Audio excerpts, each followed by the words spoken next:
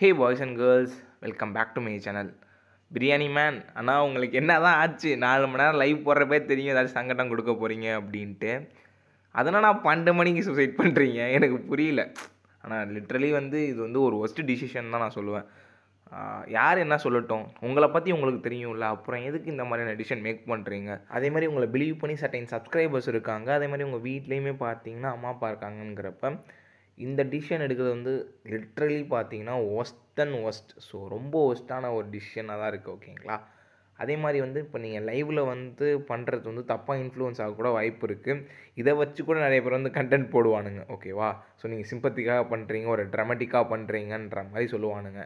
So எதுக்கு இதெல்லாம் சொல்லுங்கள்?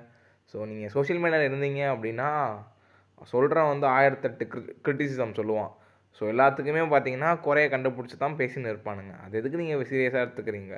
லிவ் இட் அவுட், பார்த்துக்கலாம், ஓகேவா? ஸோ இதான் சொல்லணும்னு தோணுச்சு. ஸோ அவ்வளோதான், பை.